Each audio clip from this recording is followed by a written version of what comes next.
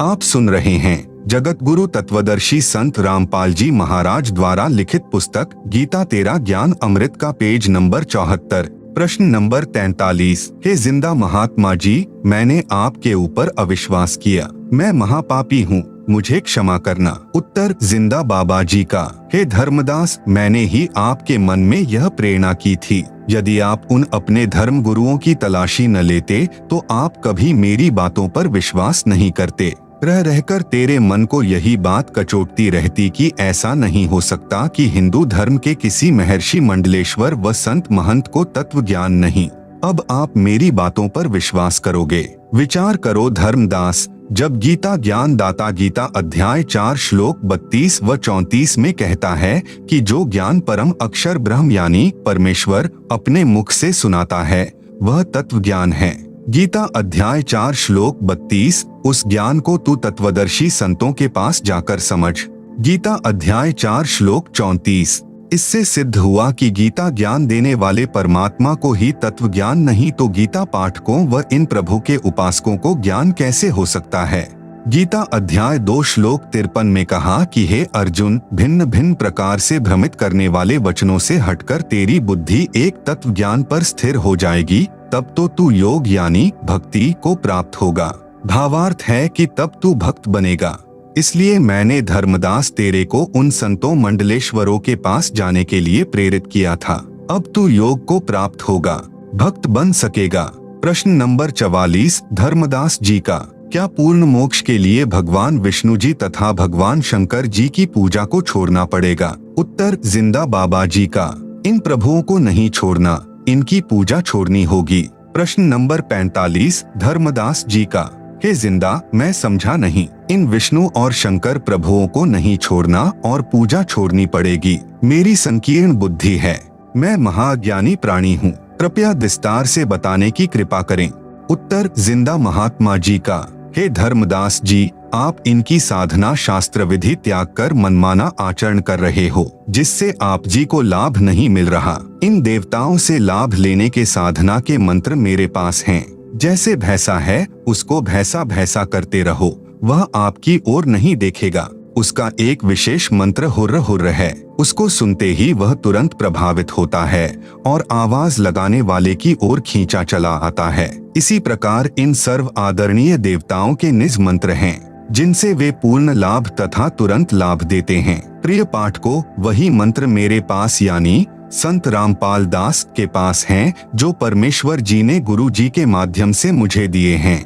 आओ और प्राप्त करो। आप सुन रहे हैं जगत गुरु तत्वदर्शी संत रामपाल जी महाराज द्वारा लिखित पुस्तक गीता तेरा ज्ञान अमृत का पेज नंबर 75। जैसा कि आपको बताया था, प्रश्न नंबर 36 के उत्तर में वर्णन किया था कि यह संसार एक वृक्ष जानो, परम अक्षर पुरुष इसकी जड़ें मानो, अक्षर पुरुष तना जानो, शर पुरुष मोटी डार तथा तीनों देवता, रजगुण ब्रह्मा जी, सतगुण विष्णु जी तथा तमगुण शिव जी, इस संसार रूपी वृक्ष की शाखाएं जानो और पात रूप संसार। यदि आप कहीं से आम का पौधा लेकर आए हो तो गड्ढा खोदकर उसकी जड़ों को उस गड्ढे में मिट्टी में दबाओगे और जड़ों की सिंचाई करोगे, तब वह आम का पेड़ बनेगा और उस वृक्ष की शाखाओं को फल लगेंगे। इसलिए वृक्ष की शाखाओं को तोड़ा नहीं जा सकता, परंतु इनको जड़ के स्थान पर गड्ढे में मिट्टी में दबाकर इनकी सिंचाई नहीं की जाती। ठीक इसी प्रकार संसार रूपी वृक्ष की जड़ अर्थात परम अक्षर ब्रह्म को इष्ट रूप में प्रतिष्ठित करके पूजा करने से शास्त्रानुकूल साधना होती है, जो परम लाभ देने वाली होती है। इस प्रकार किए गए भक्ति कर्मों का फल यही तीनों देवता यानी संसार वृक्ष की शाखाएं ही कर्मानुसार प्रदान करते हैं। इसलिए इनकी पूजा छोड़नी होती है, लेकिन इनको छोड़ा यानी तोड़ा नहीं जा सकता। यही प्रमाण श्रीमद् भगवत गीता अध्याय 3 श्लोक 8 से 15 तक में भी है। कहा है कि हे अर्जुन, तू शास्त्र विहित कर्म कर, अर्थात शास्त्रों में जैसे भक्ति करने को कहा है वैसा भक्ति कार्य कर। यदि घर त्याग कर जंगलों में चला गया, अर्थात तू कर्म सन्यासी हो गया या एक स्थान पर बैठकर हठपूर्वक साधना करने लगेगा, तो तेरा शरीर पोषण का निर्वाह भी नहीं होगा। इसलिए कर्म न करने की अपेक्षा कर्म करते करते भक्ति कर्म करना श्रेष्ठ है। गीता अध्याय 3 श्लोक 8। जो साधक शास्त्र विधि त्याग कर मनमाना आचरण करते हैं अर्थात शास्त्रानुकूल भक्ति कर्मों के अतिरिक्त दूसरे कर्मों में लगा हुआ मनुष्य समुदाय कर्मों के बंधन में बंधकर जन्म मरण के चक्र में सदा रहता है। इसलिए हे कुंती पुत्र अर्जुन, शास्त्र विरुद्ध भक्ति कर्म जो कर रहा है उससे आसक्ति रहित होकर शास्त्रानुकूल भक्ति कर्म कर। गीता अध्याय 3 श्लोक 9। संसार की रचना करके प्रजापति यानी कुल के मालिक ने सर्वप्रथम मनुष्यों की रचना करके साथ साथ यज्ञों अर्थात धार्मिक अनुष्ठानों की जानकारी का ज्ञान देते हुए इनसे कहा था कि तुम लोग इस तरह बताए शास्त्रानुकूल कर्मों द्वारा वृद्धि को प्राप्त हो। इस प्रकार शास्त्रानुकूल की गई भक्ति तुम लोगों को इच्छित भोग प्राप्त कराने वाली हो। गीता अध्याय 3 श्लोक 10।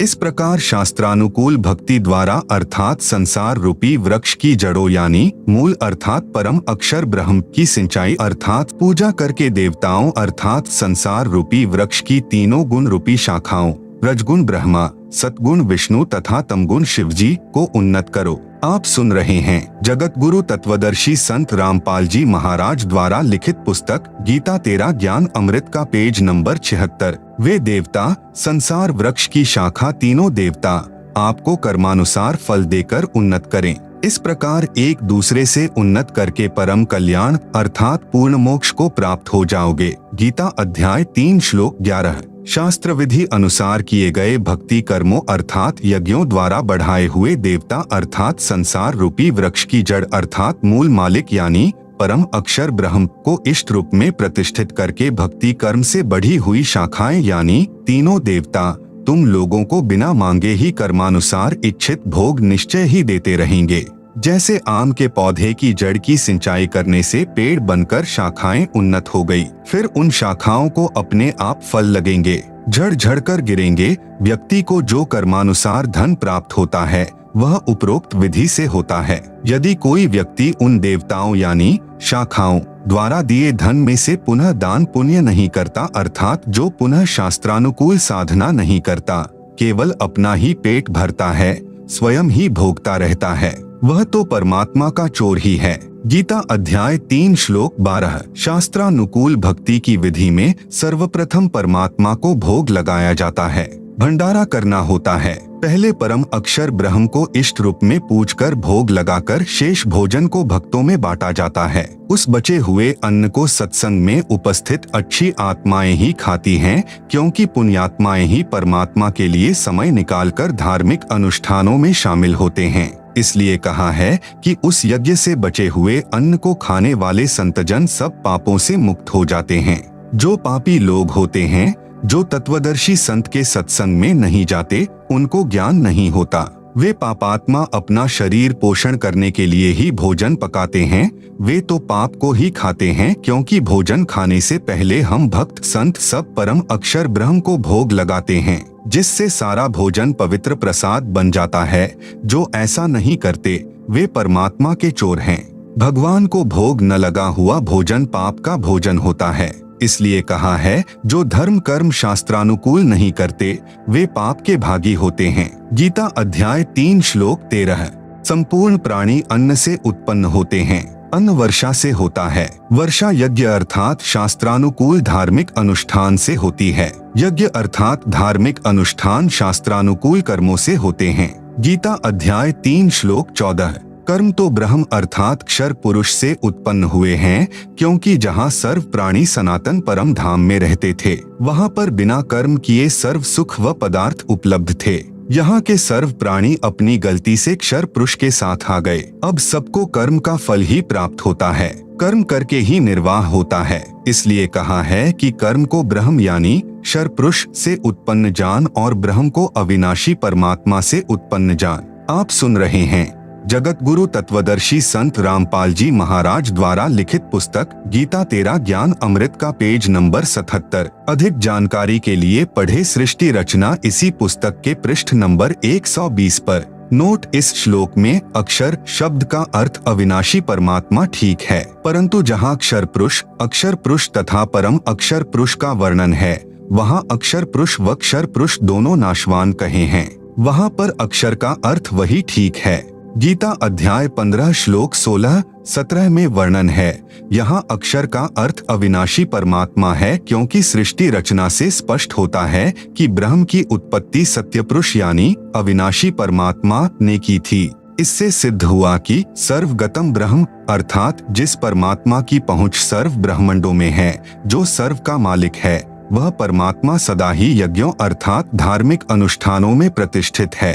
भावार्थ है कि परम अक्षर ब्रह्म को इष्ट देव रूप में प्रतिष्ठित करके धार्मिक अनुष्ठान अर्थात यज्ञ करने से शास्त्र विधि अनुसार कर्म करने से साधक को भक्ति लाभ मिलता है, जिससे मोक्ष प्राप्त होता है।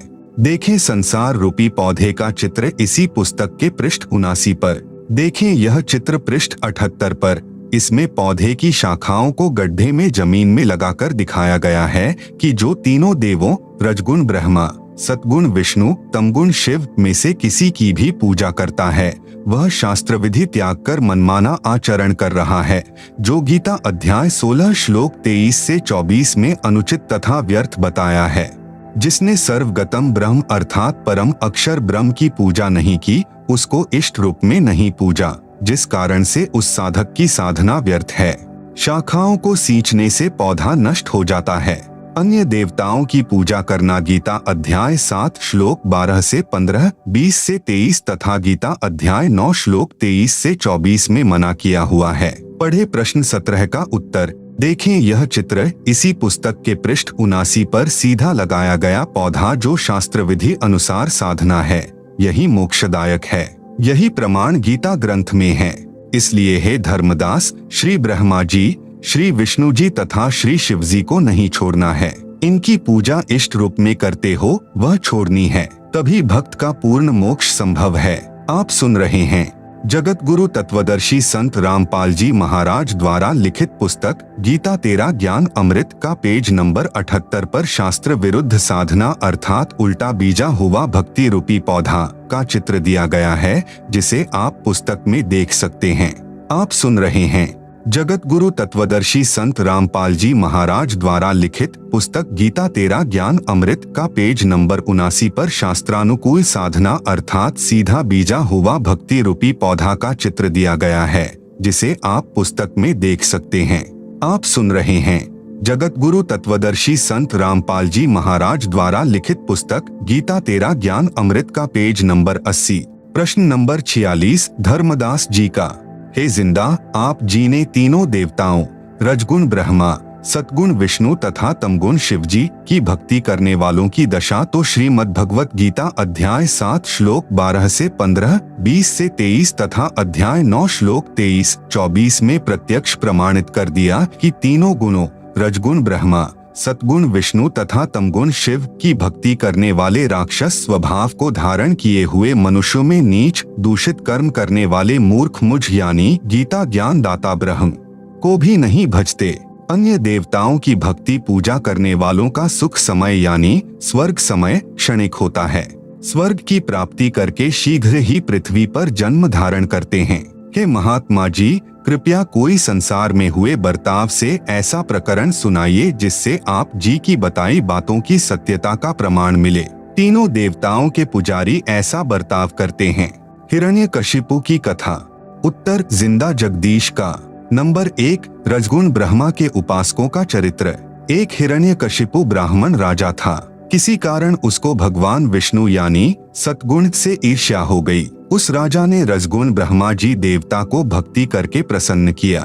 ब्रह्मा जी ने कहा कि पुजारी, मांगो, क्या मांगना चाहते हो? हिरण्यकशिपु ने मांगा कि सुबह मरू न शाम मरू, बाहर मरू न भीतर मरू, दिन मरू न रात मरू, 12 मास में न मरू, न आकाश में मरू, न धरती पर मरू, न मानव से न पशु पक्षी से मरू।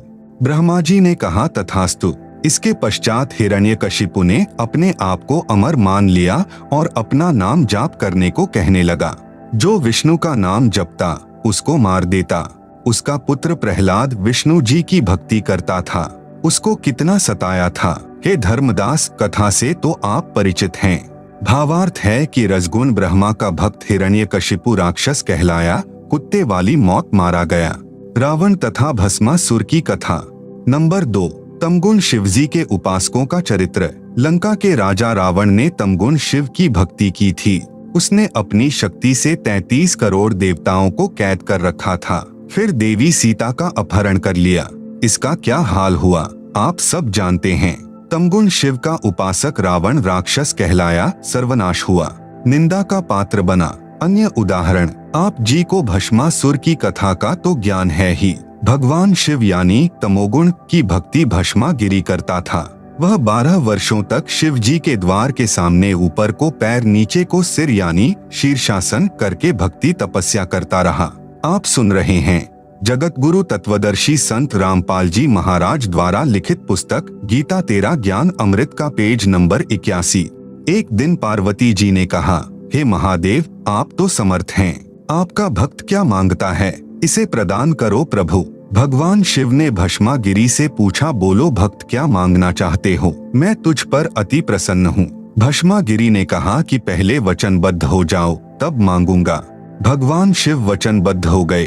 तब भस्मागिरी ने कहा कि आपके पास जो भस्मकंडा यानी भस्मकड़ा है वह मुझे प्रदान करो। शिव प्रभु ने वह भस्मकंडा भस्मागिरी को दे दिया। कड़ा हाथ में आते ही भस्मागिरी ने कहा कि हो जा शिवजी होशियार, तेरे को भस्म करूंगा तथा पार्वती को पत्नी बनाऊंगा। यह कहकर अभद्र ढंग से हंसा तथा शिवजी को मारने के लिए उनकी ओर दौड़ा। भगवान शिव उस दुष्ट का उद्देश्य जानकर भाग निकले।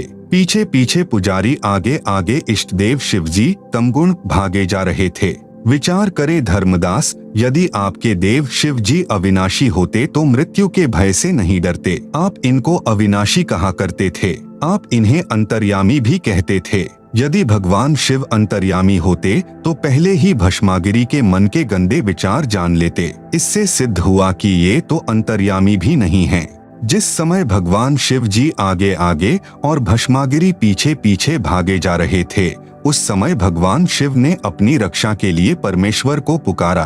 उसी समय परम अक्षर ब्रह्म जी पार्वती का रूप बनाकर भस्मागिरी दुष्ट के सामने खड़े हो गए तथा कहा, हे भस्मागिरी, आ मेरे पास बैठ। भस्मागिरी को पता था कि अब शिवजी निकट स्थान पर नहीं रुकेंगे। भस्मागिरी तो पार्वती के लिए ही तो सर्व उपद्रव कर रहा था। हे धर्मदास, आपको सर्व कथा का पता है। पार्वती रूप में परमात्मा ने भस्मागिरी को गंडेहथ नाच नचाकर भस्म किया। तमोगुण शिव का पुजारी भस्मागिरी अपने गंदे कर्म से भस्मासुर अर्थात भस्मा राक्षस कहलाया। इसलिए इन तीनों देवों के पुजारियों को राक्षस स्वभाव को धारण किए हुए मनुष्यों में नीच दूषित कर्म करने वाले मूर्ख कहा है। हरिद्वार में साधुओं का कत्लेआम। नंबर 3। अब सतगुण श्री विष्णु जी के पुजारियों की कथा सुनाता हूँ। एक समय हरिद्वार में हर की पौड़ियों पर कुंभ का मेला लगा। उस अवसर पर तीनों गुणों के उपासक अपने अपने समुदाय में एकत्रित हो जाते हैं। गिरि, पुरी, नागानाथ ये भगवान तमोगुण शिव के उपासक होते हैं तथा वैष्णव सतगुण भगवान विष्णु जी के उपासक होते हैं। हर की पौड़ियों पर प्रथम स्नान करने पर 2 समुदायों नागा तथा वैष्णवों का झगड़ा हो गया। लगभग 25,000 त्रिगुण यानी रजगुण ब्रह्मा, सतगुण विष्णु तथा तमगुण शिव के पुजारी लड़कर मर गए, कत्लेआम कर दिया। तलवारों, छुरों, कटारी से एक दूसरे की जान ले ली। सूक्ष्म वेद में कहा है कि तीर, तुपक, तलवार, कटारी जमधड़ जोर बधावे हैं। हर पैड़ी हर हेत नहीं जाना, वहाँ जा तेग चलावे हैं।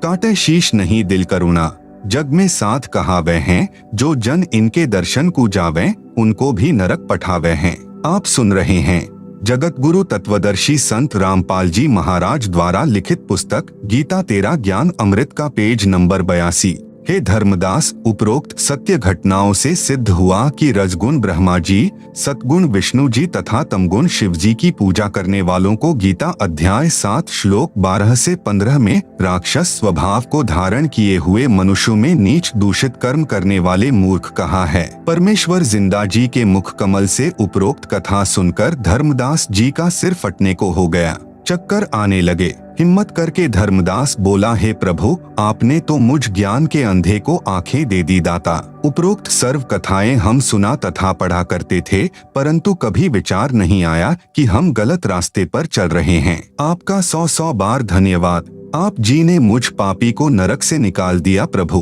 प्रश्न नंबर 47 धर्मदास जी का, हे जिंदा महात्मा, आपने बताया, और गीता अध्याय 7 श्लोक 18 में मैंने भी आंखों देखा, जिसमें गीता ज्ञान दाता ब्रह्म ने अपनी साधना से होने वाली गति को अनुत्तम अर्थात घटिया बताया है। उसको भी इसी तरह स्पष्ट करने की कृपा करें। कोई कथा प्रसंग सुनाएं। उत्तर, जिंदा बाबा वेशधारी परमेश्वर का। गीता अध्याय 2 श्लोक 12, गीता अध्याय 4 श्लोक 5 तथा 9, गीता अध्याय 10 श्लोक 2 में गीता ज्ञानदाता ब्रह्म ने कहा है कि हे अर्जुन, मेरे और तेरे बहुत से जन्म हो चुके हैं, तू नहीं जानता, मैं जानता हूँ।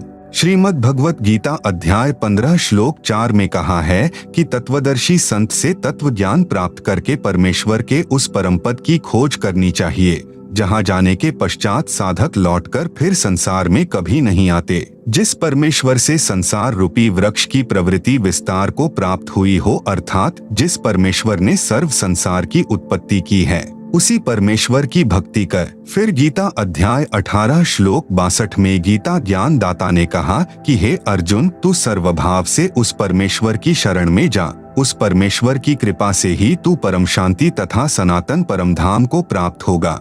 हे धर्मदास, जब तक जन्म मरण रहेगा तब तक परम शांति नहीं हो सकती और न ही सनातन परम धाम प्राप्त हो सकता। वास्तव में परम गति उसको कहते हैं जिसमें जन्म मरण सदा के लिए समाप्त हो जाए, जो ब्रह्म साधना से कभी नहीं हो सकती। इसलिए गीता अध्याय 7 श्लोक 18 में गीता ज्ञान दाता ने बताया है कि जो ज्ञानी आत्मा है, मेरे विचार में सब नेक हैं, परंतु वे सब मेरी अनुत्तम यानी घटिया गति में ही लीन हैं, क्योंकि वे मेरी यानी ब्रह्म की भक्ति कर रहे हैं। आप सुन रहे हैं जगत गुरु तत्वदर्शी संत रामपाल जी महाराज द्वारा लिखित पुस्तक गीता तेरा ज्ञान अमृत का पेज नंबर 83। ब्रह्म की साधना का ओम मंत्र है, इससे ब्रह्म लोक प्राप्त होता है। गीता अध्याय 8 श्लोक 16 में स्पष्ट है कि ब्रह्म लोक में गए हुए साधक भी पुनः लौटकर संसार में आते हैं, इसलिए उनको परम शांति नहीं हो सकती, सनातन परम धाम प्राप्त नहीं हो सकता। वेदों में वर्णित साधना से परमात्मा प्राप्ति नहीं होती। कुछ सिद्धियां प्राप्त हो जाती हैं, जिनके द्वारा ऋषिजन चमत्कार करके किसी को हानि करके प्रसिद्ध हो जाते हैं। अंत में पाप के भागी होकर 84 लाख प्रकार के प्राणियों के शरीरों में कष्ट उठाते रहते हैं। इसलिए ब्रह्म साधना से होने वाली गति अर्थात उपलब्धि अनुत्तम यानी घटिया कही है। ऋषि चुनक तथा मानधाता की कथा प्रसंग। गीता ज्ञान दाता यानी ब्रह्म ने गीता अध्याय 7 श्लोक 16 से 17 में बताया है कि मेरी भक्ति 4 प्रकार के भक्त करते हैं। नंबर 1 आर्त यानी संकट निवारण के लिए, नंबर 2 अर्थार्थी यानी धन लाभ के लिए, नंबर 3 जिज्ञासु यानी जो ज्ञान प्राप्त करके वक्ता बन जाते हैं, और नंबर 4 ज्ञानी यानी केवल मोक्ष प्राप्ति के लिए भक्ति करने वाले। इनमें से 3 को छोड़कर चौथे ज्ञानी को अपना पक्का भक्त गीता ज्ञान दाता ने बताया है। ज्ञानी की विशेषता। ज्ञानी वह होता है जिसने जान लिया है कि मनुष्य जीवन केवल मोक्ष प्राप्ति के लिए ही प्राप्त होता है। उसको यह भी ज्ञान होता है कि पूर्ण मोक्ष के लिए केवल एक परमात्मा की भक्ति करनी चाहिए। अन्य देवताओं यानी रजगुण ब्रह्मा जी, सतगुण विष्णु जी तथा तमगुण शिव जी की भक्ति से पूर्ण मोक्ष नहीं होता। उन ज्ञानी आत्माओं को गीता अध्याय 4 श्लोक 34 तथा यजुर्वेद अध्याय 40 मंत्र 10 में वर्णित तत्वदर्शी संत न मिलने के कारण उन्होंने वेदों से स्वयं निष्कर्ष निकाल लिया कि ब्रह्म समर्थ परमात्मा है। ओम इसकी भक्ति का मंत्र है। इस साधना से ब्रह्मलोक प्राप्त हो जाता है, यही मोक्ष है। ज्ञानी आत्माओं ने परमात्मा प्राप्ति के लिए हठ योग किया, एक स्थान पर बैठकर घोर तप किया तथा ओम नाम का जाप किया। जबकि वेदों व गीता में हठ करने, घोर तप करने वाले मूर्ख, दंभी तथा राक्षस बताए हैं। गीता अध्याय 3 श्लोक 4 से 9, गीता अध्याय 16 श्लोक 17 से 20 तथा गीता अध्याय 17 श्लोक 1 से 6। इनको हठ योग करने की प्रेरणा कहाँ से हुई? श्री देवी पुराण गीता प्रेस गोरखपुर से प्रकाशित सचित्र मोटा टाइप के 3 स्कंद में लिखा है कि ब्रह्मा जी ने अपने पुत्र नारद को बताया कि जिस समय मेरी उत्पत्ति हुई, मैं कमल के फूल पर बैठा था। आकाशवाणी हुई कि तप करो। मैंने 1000 वर्ष तक तप किया। आप सुन रहे हैं जगत गुरु तत्वदर्शी संत रामपाल जी महाराज द्वारा लिखित पुस्तक गीता तेरा ज्ञान अमृत का पेज नंबर 84। हे धर्मदास, ब्रह्मा जी को वेद तो बाद में सागर मंथन में मिले थे। उनको पढ़ा तो यजुर्वेद अध्याय 40 के मंत्र 15 में ओम नाम मिला। उसका जाप तथा आकाशवाणी से सुना हठ योग यानी घोर तप दोनों मिलाकर ब्रह्मा जी स्वयं करने लगे तथा अपनी संतानों यानी ऋषियों को बताया। चारों वेदों तथा इन्हीं का निष्कर्ष श्रीमद् भगवत गीता में हठ करके घोर तप करने वालों को राक्षस, क्रूरकर्मी, नराधम यानी नीच व्यक्ति कहा है। प्रमाण गीता अध्याय 16 श्लोक 17 से 20 तथा अध्याय 17 श्लोक 1 से 6 में वही साधना ज्ञानी आत्मा ऋषिजन करने लगे। उन ज्ञानी आत्माओं में से एक चुनक ऋषि का प्रसंग सुनाता हूँ जिससे आपके प्रश्न का सटीक उत्तर मिल जाएगा। एक चुनक नाम का ऋषि था। उसने हजारों वर्षों तक घोर तप किया तथा ओम नाम का जाप किया। यह ब्रह्म की भक्ति है। ब्रह्म ने प्रतिज्ञा कर रखी है कि मैं किसी साधना यानी न वेदों में वर्णित यज्ञों से, न जप से, न तप से किसी को भी दर्शन नहीं दूंगा।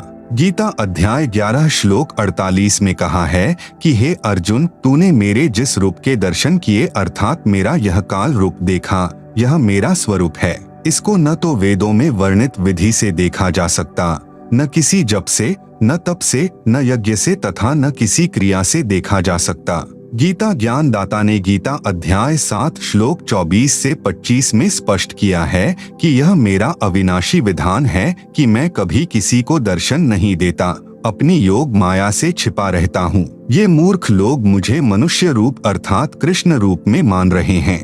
जो सामने सेना खड़ी थी उसकी ओर संकेत करके गीता ज्ञान दाता कह रहा था। कहने का भाव था कि मैं कभी किसी को दर्शन नहीं देता, अब तेरे ऊपर अनुग्रह करके यह अपना रूप दिखाया है। भावार्थ, वेदों में वर्णित विधि से तथा अन्य प्रचलित क्रियाओं से ब्रह्म प्राप्ति नहीं है, इसलिए उस चुनक ऋषि को परमात्मा प्राप्ति तो हुई नहीं, सिद्धियां प्राप्त हो गई। ऋषियों ने उसी को भक्ति की अंतिम उपलब्धि मान लिया। जिसके पास अधिक सिद्धियां होती थी वह अन्य ऋषियों से श्रेष्ठ माना जाने लगा। यही उपलब्धि चुनक ऋषि को प्राप्त थी। एक मानधाता चक्रवर्ती राजा यानी जिसका राज्य पूरी पृथ्वी पर हो, ऐसा शक्तिशाली राजा था। उसके पास 72 अक्षौणी सेना थी। राजा ने अपने अधीन राजाओं को कहा कि जिसको मेरी पराधीनता स्वीकार नहीं वे मेरे साथ युद्ध करें। एक घोड़े के गले में एक पत्र बांध दिया कि जिस राजा को राजा मानधाता की अधीनता स्वीकार न हो वो इस घोड़े को पकड़ ले और युद्ध के लिए तैयार हो जाए। पूरी पृथ्वी पर किसी भी राजा ने घोड़ा नहीं पकड़ा। घोड़े के साथ कुछ सैनिक भी थे। वापस आते समय ऋषि चुनक ने पूछा कि कहाँ गए थे सैनिकों। उत्तर मिला कि पूरी पृथ्वी पर घूम आए, किसी ने घोड़ा नहीं पकड़ा, किसी ने राजा का युद्ध नहीं स्वीकार किया। ऋषि ने कहा कि मैंने यह युद्ध स्वीकार लिया। आप सुन रहे हैं जगत गुरु तत्वदर्शी संत रामपाल जी महाराज द्वारा लिखित पुस्तक गीता तेरा ज्ञान अमृत का पेज नंबर 85। सैनिक बोले, हे कंगाल, तेरे पास दाने तो खाने को है नहीं और युद्ध करेगा महाराजा मानधाता के साथ। ऋषि चुनक जी ने घोड़ा पकड़कर वृक्ष से बांध लिया। मानधाता राजा को पता चला तो युद्ध की तैयारी हुई। राजा ने 72 अक्षौणी सेना की 4 टुकड़ियां बनाई। ऋषि पर हमला करने के लिए एक टुकड़ी 18 अक्षौणी यानी 18 करोड़ सेना भेज दी। दूसरी ओर ऋषि ने अपनी सिद्धि से 4 पुतलियां बनाई। एक पुतली छोड़ी जिसने राजा की 18 अक्षौणी सेना का नाश कर दिया। राजा ने दूसरी टुकड़ी छोड़ी। ऋषि ने दूसरी पुतली छोड़ी, उसने दूसरी टुकड़ी 18 अक्षौणी सेना का नाश कर दिया। इस प्रकार चुनक ऋषि ने मानधाता राजा की 4 पुतलियों से 72 अक्षौणी सेना नष्ट कर दी, जिस कारण से महर्षि चुनक की महिमा पूरी पृथ्वी पर फैल गई। इस अनर्थ के कारण सर्वश्रेष्ठ ऋषि माना गया। हे धर्मदास, जिंदा रूप धारी परमात्मा बोले, ऋषि चुनक ने जो सेना मारी ये पाप कर्म ऋषि के संचित कर्मों में जमा हो गए। ऋषि चुनक ने जो ओम एक अक्षर का जाप किया वह उसके बदले ब्रह्मलोक में जाएगा, फिर अपना ब्रह्मलोक का सुख समय व्यतीत करके पृथ्वी पर जन्मेगा। जो हठ योग तप किया उसके कारण पृथ्वी पर राजा बनेगा, फिर मृत्यु के उपरांत कुत्ते का जन्म होगा। जो 72 अक्षौणी सेना मारी थी वह अपना बदला लेगी, कुत्ते के सिर में जख्म होगा और उसमें कीड़े बनकर 72 अक्षौणी सेना अपना बदला चुकाएगी। इसलिए हे धर्मदास, गीता ज्ञान दाता यानी ब्रह्म ने अपनी साधना से होने वाली गति यानी मुक्ति को अनुत्तम यानी अश्रेष्ठ कहा है। प्रश्न नंबर 45 धर्मदास जी का, हे जिंदा, मैंने एक महामंडलेश्वर से प्रश्न किया था कि गीता अध्याय 18 श्लोक 62 में भगवान कृष्ण जी ने किस परमेश्वर की शरण में जाने के लिए कहा है। उस मंडलेश्वर ने उत्तर दिया था कि भगवान श्री कृष्ण से अतिरिक्त कोई भगवान ही नहीं, कृष्ण जी ही स्वयं पूर्ण परमात्मा हैं। वे अपनी ही शरण आने के लिए कह रहे हैं, बस कहने का फेर है। हे जिंदा जी, कृपया मुझ अज्ञानी का भ्रम निवारण करें। उत्तर, जिंदा बाबा परमेश्वर का। हे धर्मदास, ये माला डाल हुए हैं मुक्ता, शटदल उवा बाई बक्ता। आपके सर्व मंडलेश्वर तथा शंकराचार्य अटबट करके भोली जनता को भ्रमित कर रहे हैं। कह रहे हैं कि गीता ज्ञान दाता गीता अध्याय 18 श्लोक 62 में अर्जुन को अपनी शरण में आने को कहता है। यह बिल्कुल गलत है, क्योंकि गीता अध्याय 2 श्लोक 7 में अर्जुन ने कहा कि हे कृष्ण, अब मेरी बुद्धि ठीक से काम नहीं कर रही है। मैं आपका शिष्य हूँ, आपकी शरण में हूँ। जो मेरे हित में हो वह ज्ञान मुझे दीजिए। हे धर्मदास, अर्जुन तो पहले ही श्री कृष्ण की शरण में था, इसलिए गीता अध्याय 18 श्लोक 62 में गीता ज्ञान दाता ने अपने से अन्य परम अक्षर ब्रह्म की शरण में जाने के लिए कहा है। आप सुन रहे हैं जगत गुरु तत्वदर्शी संत रामपाल जी महाराज द्वारा लिखित पुस्तक गीता तेरा ज्ञान अमृत का पेज नंबर 86। गीता अध्याय 4 श्लोक 3 में गीता ज्ञान दाता ने कहा है कि हे अर्जुन, तू मेरा भक्त है, इसलिए यह गीता शास्त्र सुनाया है। गीता ज्ञान दाता से अन्य पूर्ण परमात्मा का अन्य प्रमाण गीता अध्याय 13 श्लोक 11 से 28, 30, 31, 34 में भी है। श्रीमद् भगवत गीता अध्याय 13 श्लोक 1 में गीता ज्ञान दाता ने कहा है कि शरीर को क्षेत्र कहते हैं। जो इस क्षेत्र अर्थात शरीर को जानता है उसे क्षेत्रज्ञ कहा जाता है। गीता अध्याय 13 श्लोक 1। गीता अध्याय 13 श्लोक 2 में गीता ज्ञान दाता ने कहा है कि मैं क्षेत्रज्ञ हूँ। क्षेत्र तथा क्षेत्रज्ञ दोनों को जानना ही तत्व ज्ञान कहा जाता है, ऐसा मेरा मत है। गीता अध्याय 13 श्लोक 10 में कहा है कि मेरी भक्ति अव्यभिचारिणी होनी चाहिए। जैसे अन्य देवताओं की साधना तो गीता अध्याय 7 श्लोक 12 से 15 तथा 20 से 23 में तथा अध्याय 9 श्लोक 23 से 24 में व्यर्थ कही है। केवल ब्रह्म की भक्ति करें। उसके विषय में यहाँ कहा है कि अन्य देवता में आसक्त न हो। भावार्थ है कि भक्ति व मुक्ति के लिए ज्ञान समझें, वक्ता बनने के लिए नहीं। इसके अतिरिक्त वक्ता बनने के लिए ज्ञान सुनना अज्ञान है। पतिव्रता स्त्री की तरह केवल मुझ में आस्था रखकर भक्ति करें। अन्य मनुष्यों में बैठकर बातें बनाने का स्वभाव नहीं होना चाहिए। एकांत स्थान में रहकर भक्ति करें। गीता अध्याय 13 श्लोक 11 में गीता ज्ञान दाता ने कहा है कि अध्यात्म ज्ञान में रुचि रखकर तत्व ज्ञान के लिए सद्ग्रंथों को देखना तत्व ज्ञान है, वह ज्ञान है। तथा तत्व ज्ञान की अपेक्षा कथा कहानियां सुनना, शास्त्र विधि विरुद्ध भक्ति करना, यह सब अज्ञान है। तत्व ज्ञान के लिए परमात्मा को जानना ही ज्ञान है। गीता अध्याय 13 श्लोक 12 में गीता ज्ञान दाता ने अपने से परम ब्रह्म यानी श्रेष्ठ परमात्मा का ज्ञान कराया है। जो परमात्मा ज्ञेयम यानी जानने योग्य है, जिसको जानकर अमृतम अश्नुते यानी अमृतत्व प्राप्त होता है, अर्थात पूर्ण मोक्ष का अमृत जैसा आनंद भोगने को मिलता है, उसको भली भांति कहूँगा। तत् यानी वह दूसरा, ब्रह्म यानी परमात्मा न तो सत कहा जाता है और न असत, अर्थात गीता ज्ञान दाता ने अध्याय 4 श्लोक 32-34 में कहा है कि जो तत्व ज्ञान है उसमें परमात्मा का पूर्ण ज्ञान है। वह तत्व ज्ञान परमात्मा अपने मुख कमल से स्वयं उच्चारण करके बोलता है। उस तत्व ज्ञान को तत्वदर्शी संत जानते हैं। उनको दंडवत प्रणाम करने से, नम्रता पूर्वक प्रश्न करने से वे परमात्म तत्व को भली भांति जानने वाले तत्वदर्शी संत तुझे तत्व ज्ञान का उपदेश करेंगे। इससे सिद्ध हुआ कि गीता ज्ञान दाता को परमात्मा का पूर्ण ज्ञान नहीं है, इसलिए कह रहा है कि वह दूसरा परमात्मा जो गीता ज्ञान दाता से भिन्न है वह न सत है न ही असत। यहाँ पर प्लस ब्रह्म का अर्थ 7 संख ब्रह्मांड वाले पर ब्रह्म अर्थात गीता अध्याय 15 श्लोक 16 वाले अक्षर पुरुष से नहीं है, क्योंकि काल लोक जो 21 ब्रह्मांडों का क्षेत्र है में अक्षर पुरुष जिसे परब्रह्म कहा है की विशेष भूमिका नहीं है। आप सुन रहे हैं जगत गुरु तत्वदर्शी संत रामपाल जी महाराज द्वारा लिखित पुस्तक गीता तेरा ज्ञान अमृत का पेज नंबर 87। यहाँ काल लोक में काल तथा दयाल की भूमिका है, इसलिए यहाँ पर माने दूसरा और ब्रह्म माने परमात्मा, ब्रह्म से अन्य परमात्मा पूर्ण ब्रह्म का वर्णन है। भावार्थ, गीता अध्याय 13 श्लोक 12 में गीता ज्ञान दाता कह रहा है कि जो मेरे से दूसरा ब्रह्म अर्थात प्रभु है वह अनादि वाला है। अनादि का अर्थ है जिसका कभी आदि अर्थात शुरुआत न हो, कभी जन्म न हुआ हो। गीता ज्ञानदाता अक्षर पुरुष है, इसे ब्रह्म भी कहा जाता है। इसने गीता अध्याय 2 श्लोक 12, गीता अध्याय 4 श्लोक 5, 9, गीता अध्याय 10 श्लोक 2 में स्वयं स्वीकारा है कि हे अर्जुन, तेरे और मेरे बहुत जन्म हो चुके हैं, तू नहीं जानता, मैं जानता हूँ। इससे सिद्ध हुआ कि गीता ज्ञानदाता अनादि वाला ब्रह्म अर्थात प्रभु नहीं है। इससे यह सिद्ध हुआ कि गीता ज्ञानदाता ने अध्याय 13 के श्लोक 12 में अपने से अन्य अविनाशी परमात्मा की महिमा कही है। अध्याय 13 श्लोक 12, गीता ज्ञानदाता ब्रह्म है। यह 1000 यानी सहस्र हाथ पैर वाला है। इसका सहस्र कमल है अर्थात 1000 पंखुड़ियों वाला कमल है। गीता अध्याय 11 श्लोक 46 में अर्जुन ने कहा है कि हे सहस्राबाहु यानी 1000 हाथों वाले, आप चतुर्भुज रूप में आइए।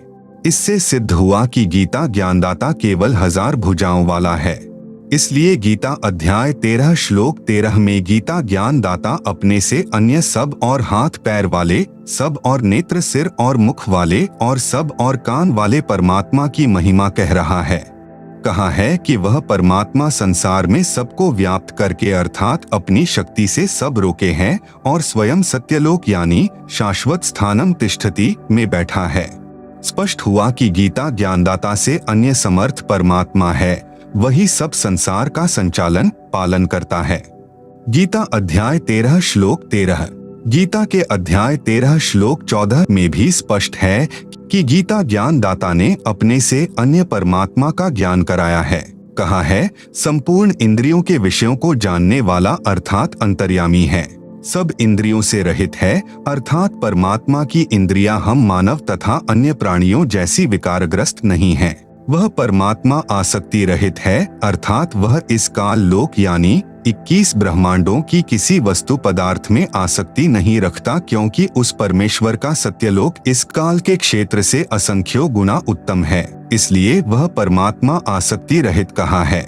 वही सबका धारण पोषण करने वाला है।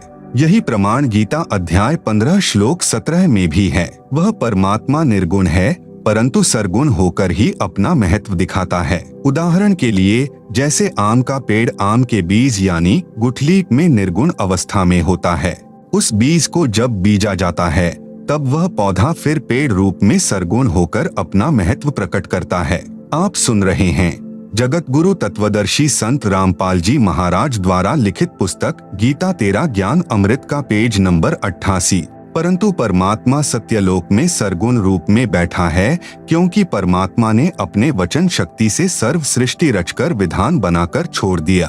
उस परमात्मा के विधान अनुसार सर्व प्राणी तथा नक्षत्र बनते बिगड़ते रहते हैं, जीव कर्मानुसार जन्मते मरते रहते हैं। परमात्मा को कोई टेंशन नहीं, परंतु जब परमात्मा पृथ्वी पर प्रकट होता है उस समय सर्व गुणों को भोगता है। जैसे आम के वृक्ष को तो निर्गुण से सरगुण होने में बहुत समय लगता है, परंतु परमात्मा के लिए समय सीमा नहीं है। वे तो क्षण में निर्गुण अगले क्षण में सरगुण हो सकते हैं। जैसे क्षण में सत्यलोक चले जाते हैं तो हमारे लिए निर्गुण हो गए, हम उनके गुणों का लाभ प्राप्त नहीं कर सकते। क्षण में पृथ्वी पर प्रकट हो जाते हैं तो वे सरगुण हो गए, हमारे को आशीर्वाद देकर अपने गुणों का लाभ देते हैं। इस प्रकार निर्गुण सरगुण कहा है। इससे भी सिद्ध हुआ कि गीता ज्ञान दाता से अन्य कोई सबका धारण पोषण करने वाला परमात्मा है। गीता अध्याय 13 श्लोक 15 से 16 में भी यही प्रमाण है। गीता ज्ञानदाता ने कहा है कि जैसे सूर्य दूर स्थान पर स्थित होते हुए भी यहाँ पृथ्वी पर अपना प्रभाव बनाए हैं, उसी प्रकार परमात्मा सत्यलोक में स्थित होकर भी सर्व ब्रह्मांडों पर अपनी शक्ति का प्रभाव बनाए हुए है। सर्व चराचर भूतों के बाहर भीतर है। इसी प्रकार सूक्ष्म होने से हम उसको चर्म दृष्टि से देख नहीं पाते, इसलिए अविज्ञ अर्थात हमारे ज्ञान से परे है तथा वही परमात्मा हमारे समीप में तथा दूर भी वही स्थित है। परमात्मा तो दूर सत्यलोक यानी शाश्वत स्थान में है, उसकी शक्ति का प्रभाव प्रत्येक के साथ है। गीता अध्याय 13 श्लोक 15। जैसे सूर्य दूर स्थित है परंतु पृथ्वी के ऊपर प्रत्येक प्राणी को अपने साथ दिखाई देता है। जैसे एक स्थान पर कई घड़े जल के भरे रखे हैं तो सूर्य प्रत्येक में दिखाई देता है, टुकड़ों में नहीं दिखता। इसी प्रकार परमात्मा प्रत्येक व्यक्ति को दिखाई देता है। परमात्मा ऐसे ही एक स्थान पर स्थित है, वह परमात्मा जानने योग्य है। भावार्थ है कि गीता ज्ञान दाता ने कहा है कि मेरे से अन्य परमात्मा का ज्ञान होना चाहिए, वह जानने योग्य है। वही परमात्मा अपने विधानानुसार सर्व का धारण पोषण उत्पत्ति तथा मृत्यु करता है। वास्तव में ब्रह्मात यानी सबका उत्पत्ति करता वही है।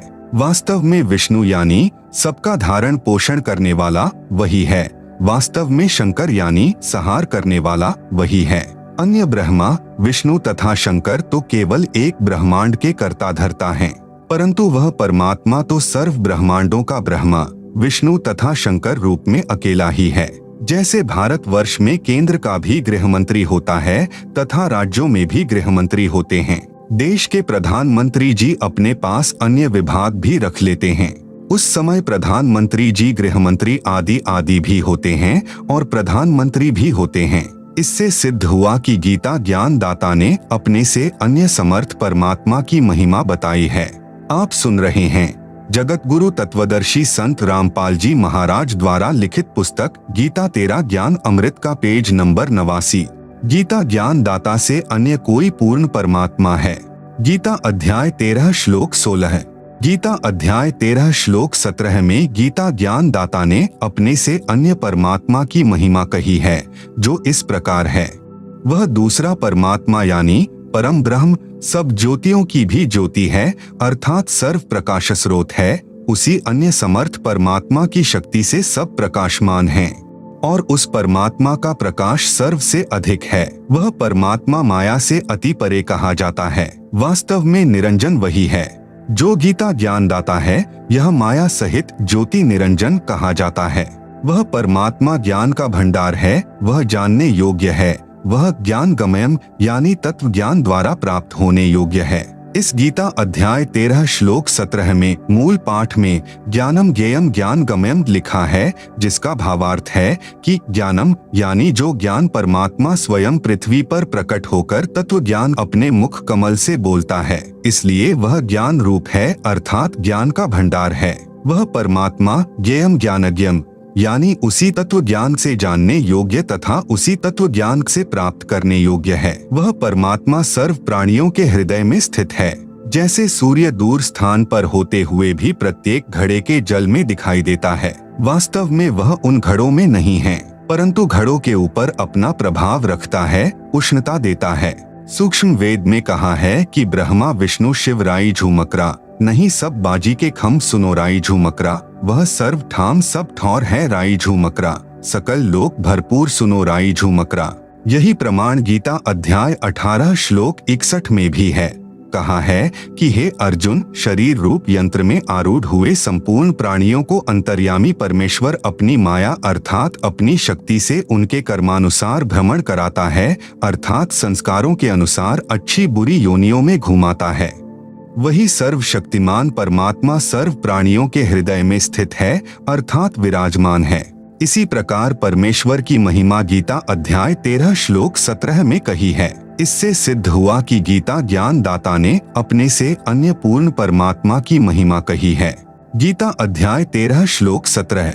गीता अध्याय 13 श्लोक 18 में गीता ज्ञान दाता ने कहा है कि इस प्रकार क्षेत्र अर्थात शरीर, ज्ञानम यानी तत्व ज्ञान और ज्ञेयम अर्थात जानने योग्य परमात्मा की महिमा मैंने संक्षेप में कही है। मेरा भक्त पहले मुझे ही सर्वेस्वा जानकर मुझ पर आश्रित था। वह इस विज्ञाय यानी तत्व ज्ञान के आधार से मेरे भाव अर्थात मेरी शक्ति से परिचित होकर तथा उस समर्थ की शक्ति से परिचित होकर उपपद्यते यानी उसके उपरांत भक्ति करके उसी भाव को प्राप्त होता है। गीता अध्याय 13 श्लोक 18। इसी प्रकार गीता अध्याय 13 श्लोक 19 में गीता ज्ञान दाता ने अपने से अन्य पुरुष अर्थात परमात्मा की महिमा कही है। आप सुन रहे हैं जगत गुरु तत्वदर्शी संत रामपाल जी महाराज द्वारा लिखित पुस्तक गीता तेरा ज्ञान अमृत का पेज नंबर 90। कहा है कि प्रकृति और पुरुष दोनों ही अनादि हैं। यहाँ पर प्रकृति से तात्पर्य सत्यलोक की प्रकृति से है, जिसको पराशक्ति, परानंदनी, महान प्रकृति कहा जाता है। पुरुष का अर्थ पूर्ण परमात्मा है। ये दोनों अनादि हैं। इस प्रकृति का भावार्थ दुर्गा स्त्री रूप की तरह स्त्री रूप प्रकृति से नहीं है। जैसे सूर्य है तो उसकी प्रकृति उष्णता भी साथ ही है, इसी प्रकार सत्य पुरुष तथा उसकी प्रकृति अर्थात शक्ति दोनों अनादि हैं। इस प्रकार विकार तथा तीनों गुण जिससे उत्पन्न हुए हैं वह अन्य प्रकृति है, उससे उत्पन्न हुए हैं, ऐसा जान। गीता अध्याय 7 श्लोक 4-5 में दो प्रकृति कही हैं, एक जड़ और दूसरी चेतन दुर्गा देवी।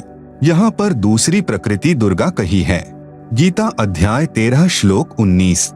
गीता अध्याय 13 श्लोक 20 में भी अन्य पुरुषः यानी परमात्मा का वर्णन है। गीता प्रेस गोरखपुर से प्रकाशित गीता के इस श्लोक के अनुवाद में पुरुषः का अर्थ जीवात्मा किया। वास्तव में यहाँ पुरुष का अर्थ परमात्मा है। गीता अध्याय 13 श्लोक 20 का यथार्थ अनुवाद देखें गहरी नजर गीता में, जो हमारी वेबसाइट पर देखी व डाउनलोड की जा सकती है। वेबसाइट का नाम है www.jagatgururampalji.org। गीता अध्याय 13 श्लोक 21 में भी अन्य पुरुषः यानी परमात्मा का वर्णन है।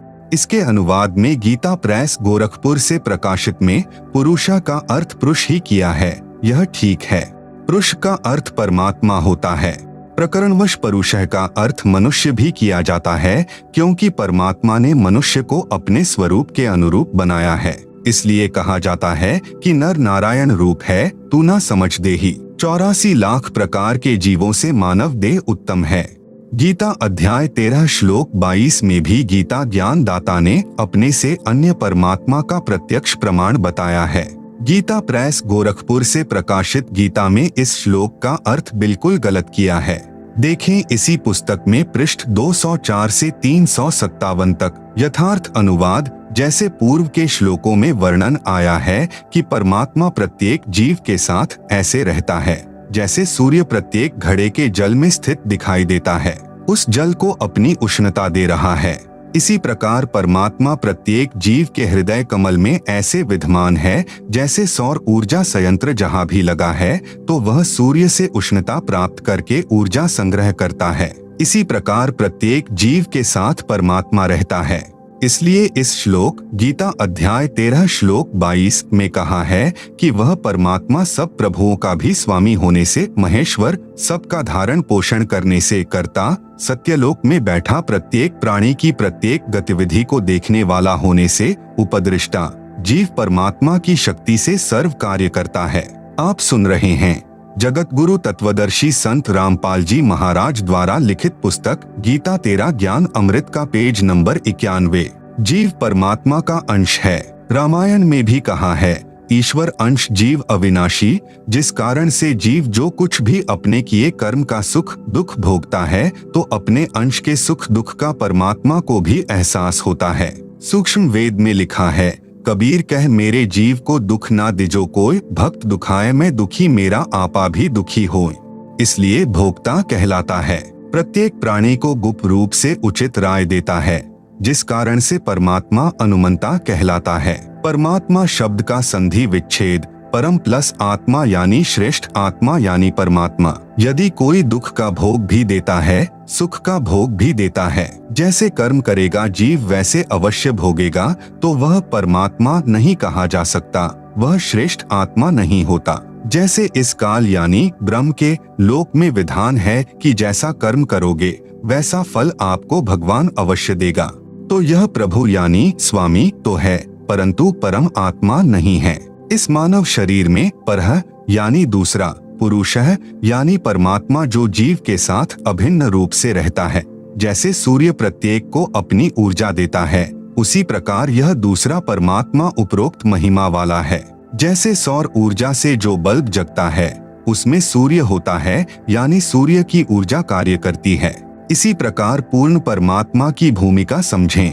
गीता अध्याय 13 श्लोक 23 में भी अन्य पुरुषम यानी परमात्मा बताया है। कहा है कि जो संत उपरोक्त प्रकार से पुरुषम यानी परमात्मा प्रकृति तथा गुणों सहित जानता है, वह संत साधक सब प्रकार से परमात्मा में लीन वर्तमान यानी रहता हुआ पुनर्जन्म को प्राप्त नहीं होता, अर्थात उसका पूर्ण मोक्ष हो जाता है। गीता अध्याय 13 श्लोक 24 में भी अन्य परमात्मा का वर्णन है जो गीता ज्ञान दाता से अन्य है। कहा है कि जो परमात्मा सूर्य के सदृश जीवात्मा के साथ अभेद रूप से रहता है, उसको साधक ध्यान द्वारा दिव्य दृष्टि से हृदय में देखते हैं, जैसे बिजली को टेस्टर द्वारा देख लेते हैं। अन्य साधक ज्ञान सुनकर विश्वास करके परमात्मा का स्वरूप स्वीकार कर लेते हैं। अन्य भक्तजन कर्मयोगेन यानी परमात्मा के कर्मों अर्थात लीलाओं को देखकर परमात्मा का अस्तित्व जान लेते हैं। जैसे संसार में लगभग 7 अरब जनसंख्या है, किसी का भी चेहरा यानी फेस एक दूसरे से नहीं मिलता। कवि ने कहा है, कई अरब बनाए बंदे आँख नाक हाथ लगाए, एक दूसरे के नाल कोई भी रलदे नहीं रलाए। इससे भी सिद्ध होता है कि कोई सर्वज्ञ शक्ति है, उसे परमात्मा कहा जाता है। कुछ भक्तजन परमात्मा के इस प्रकार के कार्य देखकर परमात्मा को मानते हैं। गीता अध्याय 12 श्लोक 25 में कहा है कि जो शिक्षित नहीं और जो न ध्यान करते हैं, न ज्ञान को समझ पाते हैं और न वे परमात्मा की संरचना से परमात्मा को समझ पाते हैं। आप सुन रहे हैं जगत गुरु तत्वदर्शी संत रामपाल जी महाराज द्वारा लिखित पुस्तक गीता 13 ज्ञान अमृत का पेज नंबर 92। वे अन्य शिक्षित विद्वान व्यक्तियों से परमात्मा की महिमा सुनकर मान लेते हैं कि जब यह शिक्षित और ज्ञानी व्यक्ति कह रहा है तो परमात्मा है, फिर वे उपासना करने लग जाते हैं। वे उसे सुनने के कारण परमात्मा के अस्तित्व को मानकर उपासना करने के कारण इस मृतलोक यानी मृत्यु संसार से पार हो जाते हैं। गीता अध्याय 13 श्लोक 26 में तो इतना ही कहा है कि सर्व प्राणी क्षेत्र अर्थात दुर्गा के शरीर तथा क्षेत्रज्ञ अर्थात गीता ज्ञान दाता अक्षर ब्रह्म के संयोग से उत्पन्न होते हैं। ध्यान रहे, गीता ज्ञान दाता ने गीता के इसी अध्याय 13 के श्लोक 1 में कहा है कि क्षेत्र तो शरीर को कहते हैं तथा जो शरीर के विषय में जानता है उसे क्षेत्रज्ञ कहते हैं। गीता अध्याय 13 श्लोक 2 में कहा है, इस काल लोक यानी 21 ब्रह्मांडों के क्षेत्र में जितने प्राणी उत्पन्न होते हैं वे दुर्गा जी तथा काल भगवान के संयोग से होते हैं, अर्थात नर मादा से काल प्रेरणा से काल सृष्टि उत्पन्न होती है। गीता अध्याय 13 श्लोक 27 में अन्य परमेश्वर स्पष्ट है जो गीता ज्ञान दाता से अन्य है यानी भिन्न है। जैसे पूर्व के श्लोकों में प्रमाण सहित बताया गया है कि परमेश्वर प्रत्येक प्राणी के शरीर में हृदय में ऐसे बैठा दिखाई देता है जैसे सूर्य जल से भरे घड़ों में दिखाई देता है। इसी प्रकार इस श्लोक 27 में कहा है कि परमेश्वर हृदय में बैठा है। जब प्राणी का शरीर नष्ट हो जाता है तो भी परमेश्वर नष्ट नहीं होता। जैसे कोई घड़ा फूट गया, उसका जल पृथ्वी पर बिखर गया और पृथ्वी में समा गया तो भी सूर्य तो यथावत है। इसलिए परमेश्वर अविनाशी है। जो संत परमात्मा को इस दृष्टिकोण से देखता है वह सही जानता है, वह तत्वज्ञानी संत है। इस श्लोक गीता अध्याय 13 श्लोक 27 में परमेश्वर शब्द लिखा है जिससे भी गीता ज्ञान दाता से अन्य परमात्मा का बोध होता है। आओ जाने परमेश्वर का संधिच्छेद। परम प्लस ईश्वर। व्याख्या। ईश का अर्थ है स्वामी प्रभु मालिक, वर का अर्थ है श्रेष्ठ पति। नंबर 1, ईश तो गीता ज्ञान दाता अक्षर पुरुष अर्थात अक्षर ब्रह्म है जो केवल 21 ब्रह्मांडों का प्रभु है। नंबर 2, ईश्वर ईश अर्थात अक्षर पुरुष से श्रेष्ठ प्रभु, वह केवल 7 शंख ब्रह्मांडों का प्रभु है। इसे अक्षर पुरुष तथा परब्रह्म भी कहा जाता है। नंबर 3, परमेश्वर ईश्वर अर्थात अक्षर पुरुष से परम अर्थात श्रेष्ठ है जो असंख्य ब्रह्मांडों का प्रभु है, उसे परम अक्षर ब्रह्म भी कहा जाता है। गीता अध्याय 8 श्लोक 3 में प्रमाण है। गीता अध्याय 15 श्लोक 16 से 17 में 3 पुरुषों का वर्णन है। क्षर पुरुष यह गीता ज्ञान दाता ईश है तथा अक्षर पुरुष है। यह ईश्वर है तथा गीता अध्याय 15 श्लोक 17 में कहा है कि उत्तम पुरुषः यानी पुरुषोत्तम अर्थात वास्तव में सर्वश्रेष्ठ प्रभु तो ऊपर के श्लोक गीता अध्याय 15 श्लोक 16 में कहे दोनों क्षर पुरुष तथा अक्षर पुरुष से भिन्न है, उसी को वास्तव में परमात्मा कहा जाता है। आप सुन रहे हैं जगत गुरु तत्वदर्शी संत रामपाल जी महाराज द्वारा लिखित पुस्तक गीता तेरा ज्ञान अमृत का पेज नंबर 93। वही तीनों लोकों क्षर पुरुष के 21 ब्रह्मांडों का क्षेत्र काल लोक कहा जाता है तथा अक्षर पुरुष के साथ शंख ब्रह्मांडों के क्षेत्र को परब्रह्म का लोक कहा जाता है और ऊपर 4 लोकों सत्यलोक, अलख लोक, अगम लोक तथा अकह लोक का क्षेत्र अमर लोक परमेश्वर का लोक कहा जाता है। इस प्रकार 3 लोकों का यहाँ पर वर्णन है। इन तीनों लोकों में प्रवेश करके सबका धारण पोषण करता है, वह वास्तव में अविनाशी परमेश्वर है।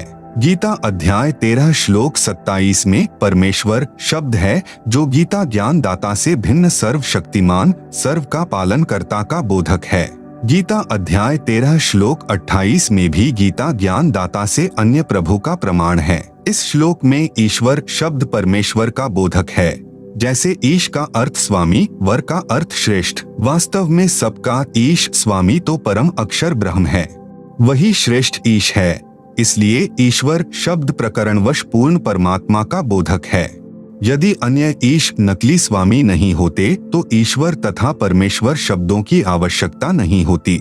इसलिए इस श्लोक में ईश्वर शब्द सत्य पुरुष का बोध जाने। गीता अध्याय 13 श्लोक 28 का भावार्थ है कि गीता ज्ञान दाता ने कहा है कि जो साधक सब प्रकार से परमेश्वर को संभाव में देखता हुआ आत्मानम यानी अपनी आत्मा को आत्मना यानी अपनी अज्ञान आत्मा द्वारा नष्ट नहीं करता, अर्थात वह परमात्मा को सही समझकर उसकी साधना करके ततः यानी उससे पराम यानी परा यानी दूसरी गतिम यानी गति अर्थात मोक्ष को याति यानी प्राप्त होता है। अर्थात वह साधक गीता ज्ञान दाता वाली परम गति जो गीता अध्याय 8 श्लोक 13 में कही है से अन्य गति को प्राप्त होता है। गीता अध्याय 13 श्लोक 30 में स्पष्ट है कि गीता ज्ञान दाता ने अपने से अन्य परमात्मा की महिमा बताई है। कहा है कि जो संत सर्व प्राणियों की स्थिति भिन्न भिन्न होते हुए भी एक परमात्मा सर्वशक्तिमान के अंतर्गत मानता है तो वह समझो सच्चिदानंद घन ब्रह्म अर्थात परम अक्षर ब्रह्म को प्राप्त हो गया है। वह सत्य भक्ति करके उस परमेश्वर को प्राप्त हो जाता है। गीता अध्याय 13 श्लोक 31 में भी गीता ज्ञान दाता ने अपने से अन्य परमात्मा के विषय में कहा है। इस श्लोक में परमात्मा शब्द है जिसकी स्पष्ट परिभाषा गीता अध्याय 15 श्लोक 17 में बताई है। कहा है कि जो उत्तम पुरुष अर्थात सर्वश्रेष्ठ प्रभु है वह तीनों लोकों में प्रवेश करके सबका धारण पोषण करता है, वह वास्तव में अविनाशी परमेश्वर है, उसी को परमात्मा कहा जाता है। वह क्षर पुरुष तथा अक्षर पुरुष से अन्य है।